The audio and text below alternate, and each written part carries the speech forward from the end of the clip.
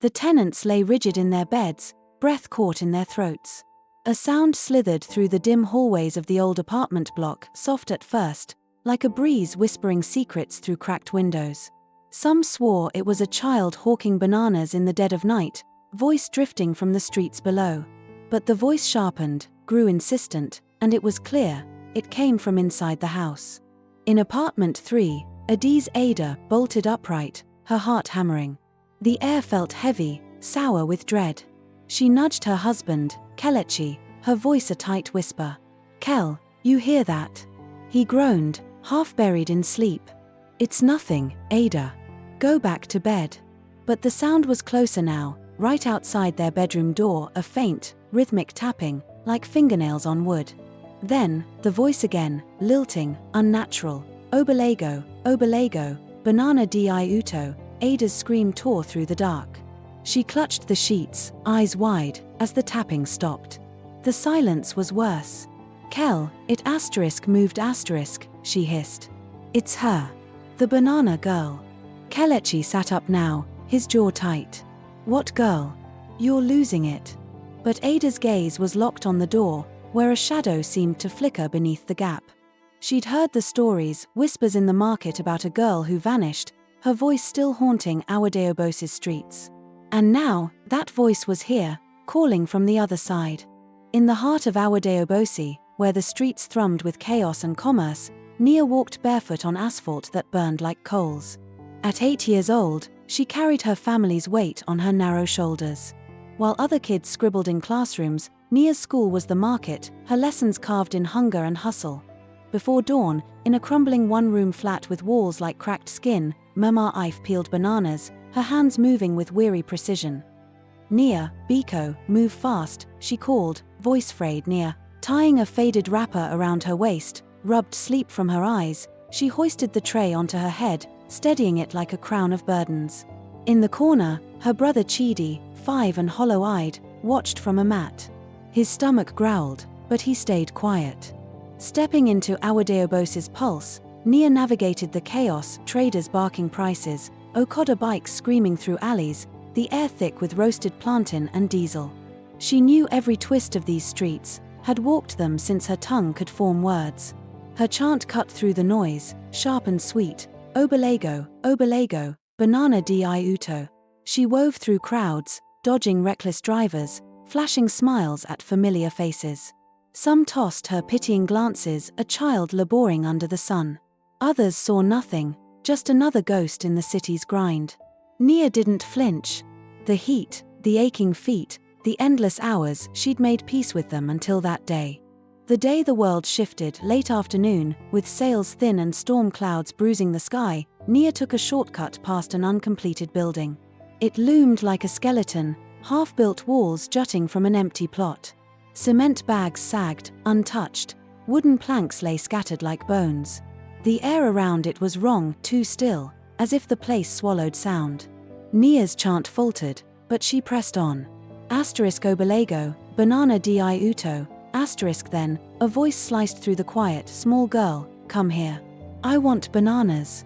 She froze. A man stood in the building's shadow, half hidden by a jagged wall. His white shirt gleamed too clean for this dusty place, his trousers pressed sharp.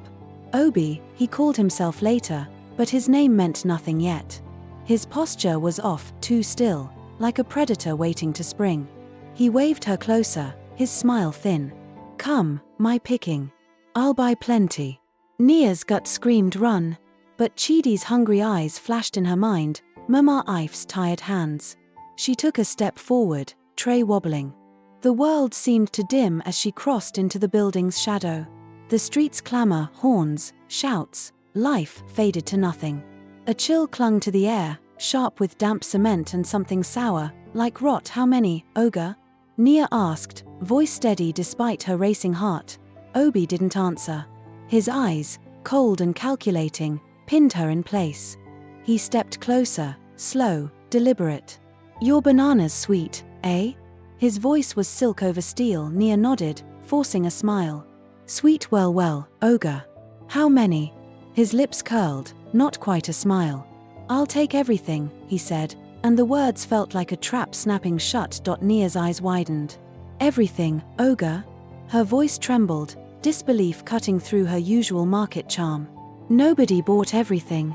2 bananas, maybe 3, never the whole tray. Obi nodded, his smile too sharp, like a blade catching light. Yes, picking. Drop it there. I'll count the money. His tone was smooth, but his eyes were wrong, cold, like they saw through her. Nia hesitated, a prickle of fear crawling up her spine. But Chidi's hungry face flashed in her mind, Mama Ife's weary hands. Money was money. She lowered the tray to the dusty floor, the bananas rolling slightly in the silence. The air shifted, tightened, like a door slamming shut on the world. Before she could blink, Obi's hand clamped over her mouth, rough and unyielding. Her scream died in her throat. She kicked, clawed, but her small frame was nothing against his strength. Tears burned her eyes as he dragged her deeper into the uncompleted building, past jagged walls and piles of forgotten cement. A second figure emerged from the shadows, a man in a dark robe, his face sharp as carved stone. A beaded necklace rattled like bones as he moved, his eyes voids of mercy. The juju priest. This the one, he rasped, voice like gravel. Obi, breathing hard, nodded. Innocent blood. Just like you wanted. The priest's lips twisted into a cruel smirk. Good. The spirit's hunger. He lifted a calabash, dark liquid sloshing inside, blood, thick with the stench of herbs and death. Her life seals the pact. Your house, Obi, will stand eternal. Nia thrashed, muffled cries choking against Obi's hand. Biko, Biko, let me go. Her mind screamed, but the words wouldn't come. She didn't understand their talk of spirits and pacts, but she knew death when she saw it.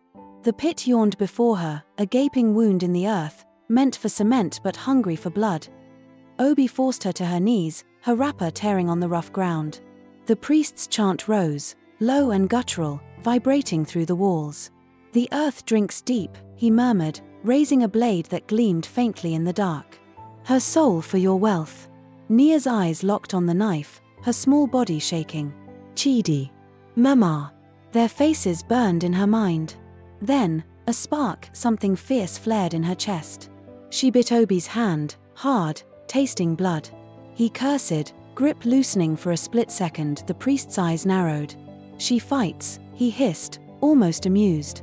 Strong spirit. The earth will like her. The blade came down. Pain seared, brief and blinding. Nia's blood spilled, soaking the pit, the earth swallowing it greedily. Her body went limp, but in that final moment, her eyes burned with defiance. The air hummed, a faint tremor. The men didn't notice. It's done, the priest said, voice flat. Obi stared, trembling, his all laced with fear. The pit was filled, the foundation laid. The house would rise, but Nia's spirit didn't rest. Something lingered in the earth, watching. Waiting. Months later, the house stood tall in Awadeobosi, its fresh paint gleaming under the sun like a liar's smile. Obi bragged to anyone who'd listen, his voice booming in the market. My house. Built on blood and blessings. Nothing will shake it. Tenants flooded in, drawn by cheap rent and new walls.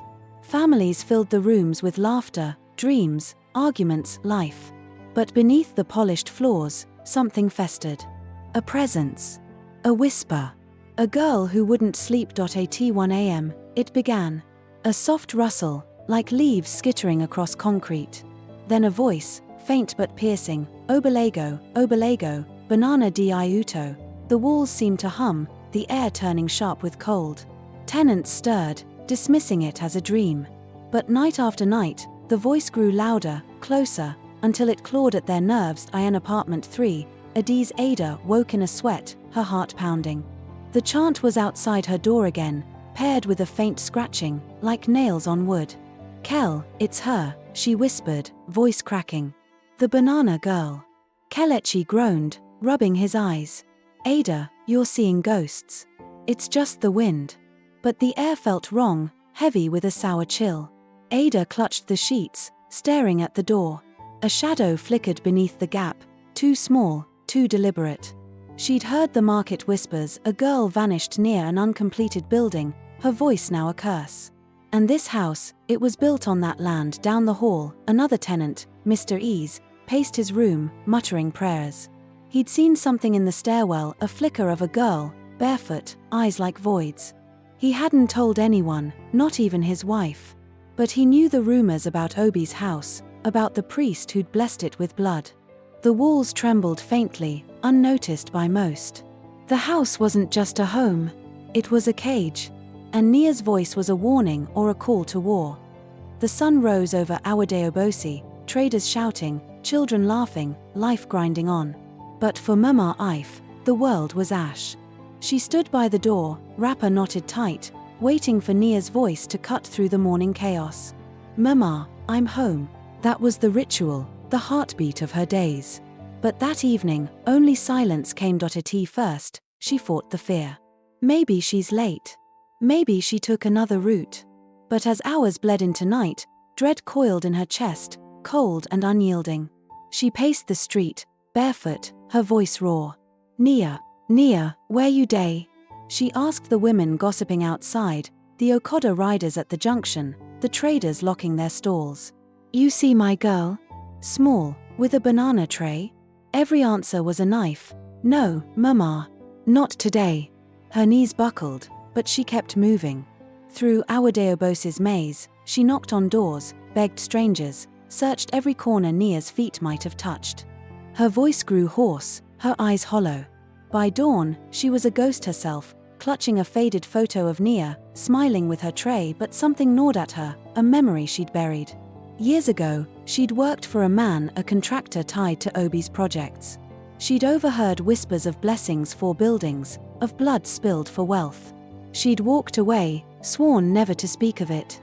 Now, standing in the shadow of Obi's new house, her stomach twisted.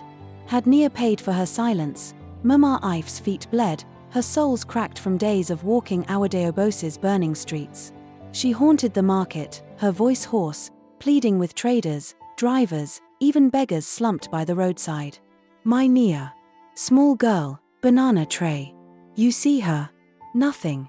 It was as if her daughter had dissolved into the city's chaos. At the police station, she stumbled in, clothes drenched in sweat, eyes red as embers. The officer behind the desk, a paunchy man with a toothpick dangling from his lips, barely looked up.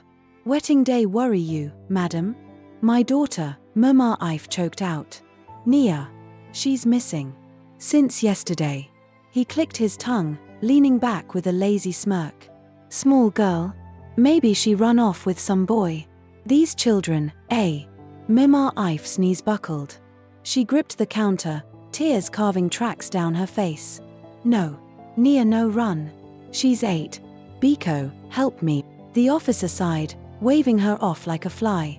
Come back in 3 days. If she no show, we write report. His eyes flicked to a photo on his desk, him shaking hands with a man in a crisp white shirt. Obi Mama Ife froze, her breath catching. She didn't know why that photo burned in her mind, but it did. 3 days. Her daughter could be dead in 3 days. She staggered to her feet, wiping her face with her wrapper's edge. If the police wouldn't help, she'd tear Awadeobosi apart herself for weeks. She searched. Food turned to ash in her mouth, sleep was a stranger. She pounded on doors, interrogated strangers, begged pastors and native doctors. One whispered Nia lived, another swore she was gone, a third told her to forget. But a mother's heart doesn't forget. Every night, she dreamed Nia's voice, faint and pleading, Mama, I want to come home. She woke screaming, her chest splitting open. She searched until her body betrayed her, collapsing on a dusty roadside, strength drained.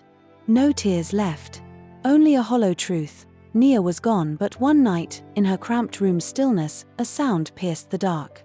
Obalego, Obalego, banana di uto. Mama Ife's eyes snapped open, heart hammering. She stumbled outside, wrapper trailing, searching the empty street. Nothing but flickering streetlights and the wind's cruel whisper, yet she knew. Nia's spirit was restless. And something was coming, a storm to shake the earth. Obi's house loomed over Awadeobosi, its fresh paint gleaming like a predator's teeth. To outsiders, it was a beacon of wealth, a duplex built on ambition. But beneath its concrete heart, Nia's blood stained the earth, her cries woven into the walls. Her body was buried, but her spirit was awake and angry.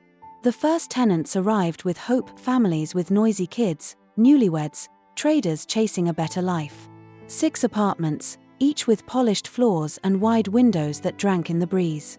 Obi strutted through, collecting rent with a grin, coins clinking in his hands. "This house," he boasted to his cronies. "Blessed by the gods. It'll make me rich forever." He didn't feel the ground tremble beneath his feet for 3 days. The house hummed with life, children's laughter, mother's gossip, the clatter of pots. But on the 3rd night, the air thickened, heavy as a storm about to break. At 1 a.m., a voice sliced through the silence. "Obalego, Obalego, banana di uto." Tenants froze, blankets clutched tight. The sound slithered through the halls, soft at first, like a child calling from the street. But it grew louder, closer, until it pressed against their doors. In apartment 3, Adi's Ada jerked upright, her pulse racing. She shook Kelechi. "Kel, you hear that?" He groaned, half asleep. "What now, Ada?" "It's just the wind." "No," she hissed, eyes locked on the door.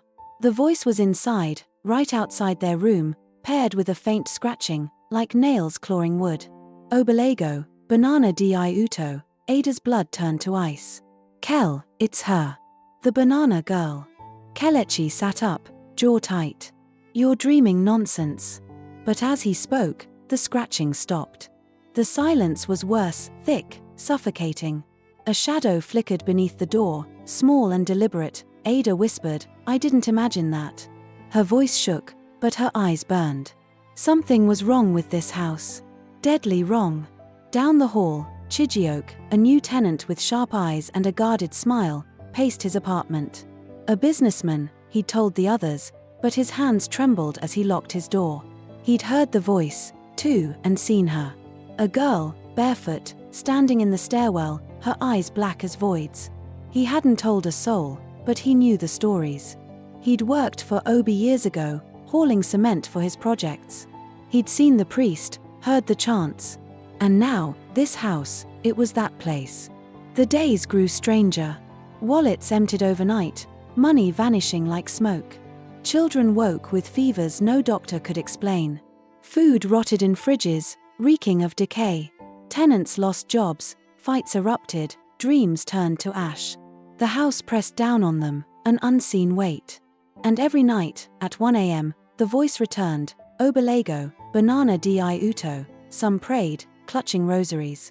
Others whispered of curses.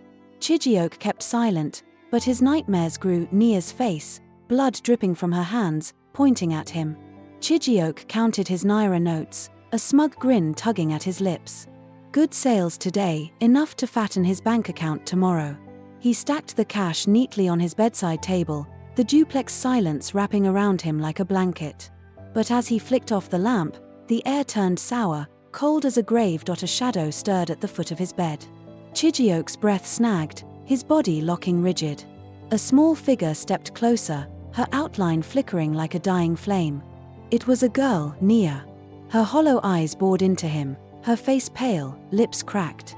Her hands clutched a tray of bananas, blackened and oozing, dripping something thick and red. "Ogre," she whispered, her voice echoing from nowhere and everywhere. "UWN by banana?"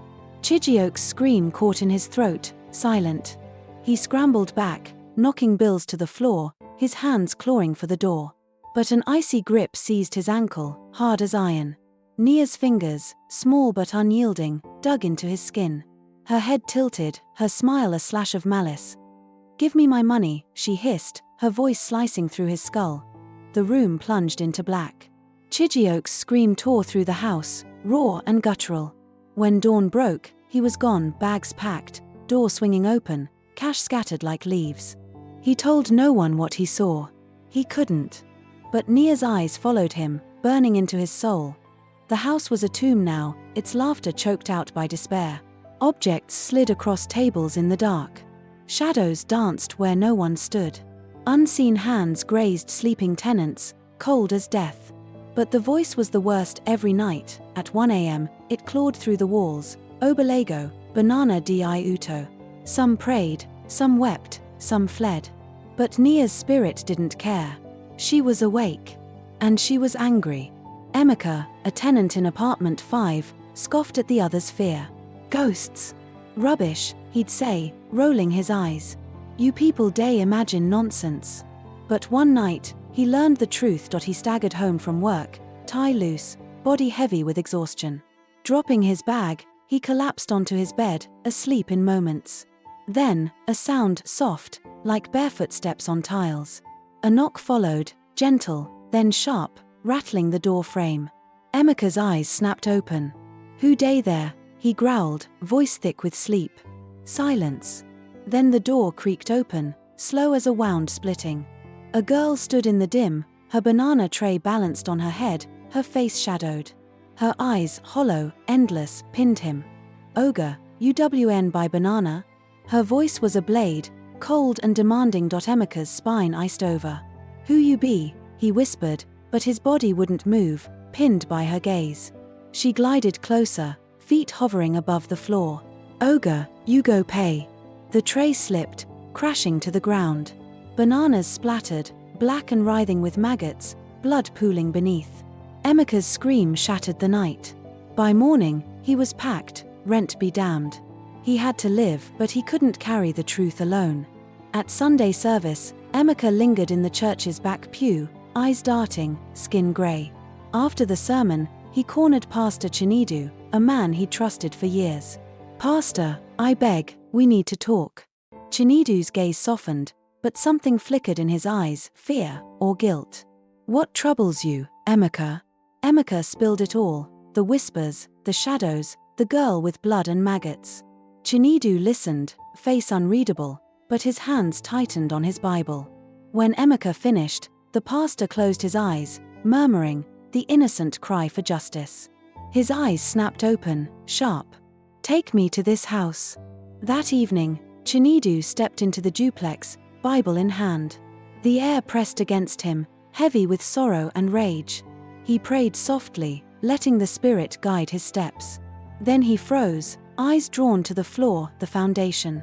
A chill seeped through his soles, and a vision flashed, a girl's blood soaking the earth, a priest's chant, Obi's greedy smile, she's here, Chinedu whispered, voice breaking. Emeka frowned. Who? The pastor's face was grim. A child, buried beneath this house. Her soul is trapped, crying for vengeance. Gasps rippled through the tenants gathered nearby. Chinedu raised a hand, voice thundering. This house is cursed. Its builder shed innocent blood. Until justice comes, no one will find peace. Silence choked the room. By dawn, the tenants were gone, the house abandoned by the living. But Nia remained, her whispers coiling through the empty halls. Across town, Obi slept in his lavish duplex, blind to the storm gathering, Nia's storm. The duplex Obi built stood empty, a rotting monument to his greed. Its windows, once gleaming, stared like hollow eyes, cracked and smeared with dust. Its corridors, once alive with laughter, echoed only Nia's whispers, her voice coiling through the dark. The tenants were gone, fled from the curse, but Nia's revenge was just beginning. She wasn't done. Not until the man who stole her life paid in full. Across town, Obi lounged in his lavish duplex, gold chains glinting, a glass of palm wine in hand. His wealth held strong, new deals, new properties, new power. The rumors about his cursed house. Fear too much for this country, he laughed, waving off his cronies' whispers. Weak minds, weak stories. But at night, when Awade Obosi slept, his laughter died. It started small, a soft knock on his window, faint as a child's fist. Obi ignored it, heart stuttering. Then the voice, piercing the silence at 1 a.m. Obalego, Obalego, banana di uto. His hands shook, spilling his phone as he checked the time. I be big man, he muttered, voice cracking. Ghosts no fit touch me. But the lie tasted sour. The next night, it worsened. Obi woke up gasping, sweat soaking his silk sheets. The room was black, the air thick, suffocating, like a hand pressing his chest. A shadow shifted in the corner, a small figure, barefoot, her tray of blackened bananas dripping blood. Nia. Her hollow eyes burned into him, her voice a blade. Ogre, UWN by banana? Obi's body locked, his scream silent.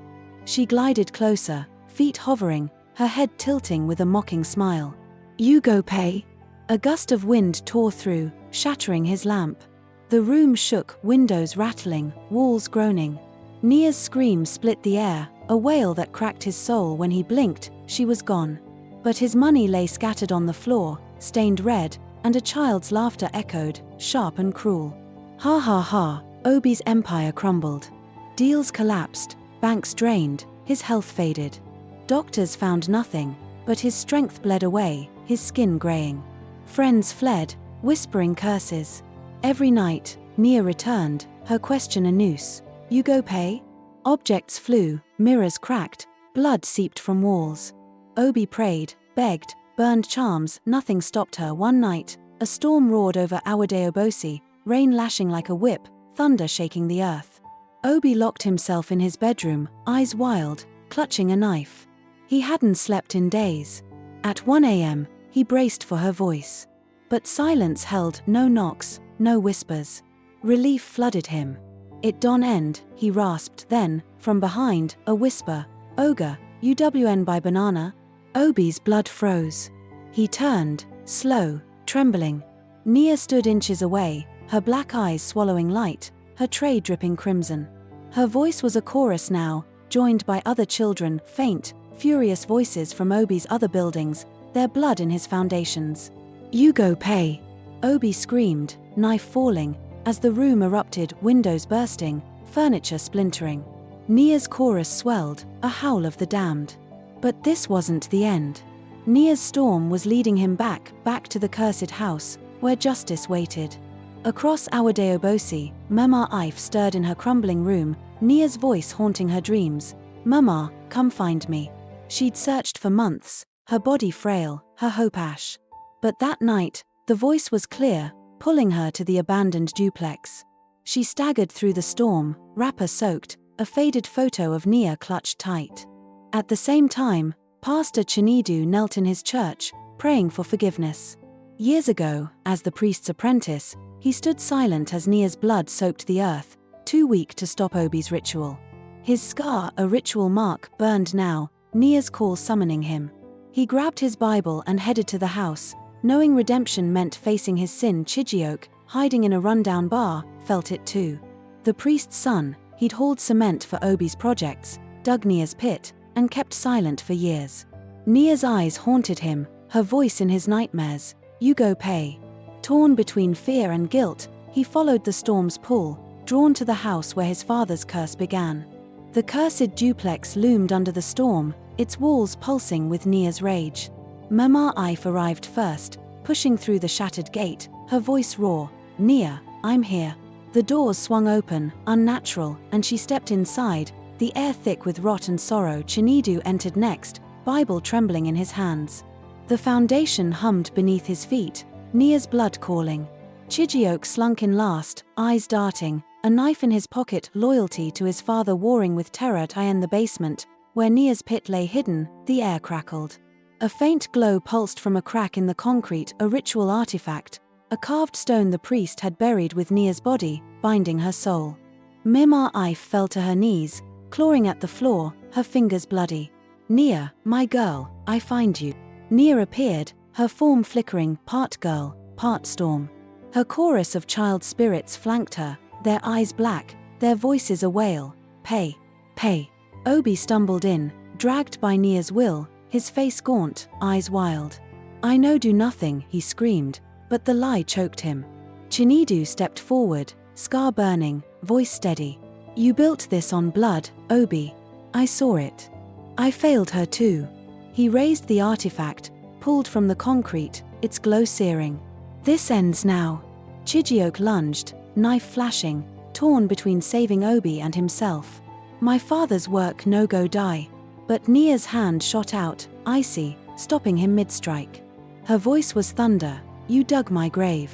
Mama Ife rose, photo pressed to her chest, tears streaming. "Nia, take me. Let her go." She offered her life, the artifact's price to free Nia's soul. The house shook, walls cracking, thunder roaring. Nia's eyes softened, her chorus fading. Mema, she whispered, a child again. Chinedu chanted, breaking the artifact's curse, his scar bleeding as the priest's hold shattered. Chijioke fell, sobbing, his knife clattering. Obi screamed as Nia's spirits surged, their hands pulling him into the pit, his body swallowed by the earth he'd defiled. A final crack of lightning lit the basement. Nia's form glowed, her smile faint, free. Mama, I'm home. She faded, her chorus silent, the house still at last. Dawn broke over Awadeobosi, the storm gone. The duplex collapsed, reduced to rubble, its curse broken. Mima Ife stood outside, alive, clutching Nia's photo, her grief lighter, her girl was at peace. Chinedu walked away, scar faded, his sin forgiven. Chijioke vanished, haunted by his father's legacy, never to be seen again. Obi was gone, his name a warning whispered in the market. The children's spirits rested, their blood avenged. And in Awadeobosi's streets, a new chant rose, soft but clear, Obalego, Banana di Uto, not a curse now, but a memory of a girl who fought, loved, and won.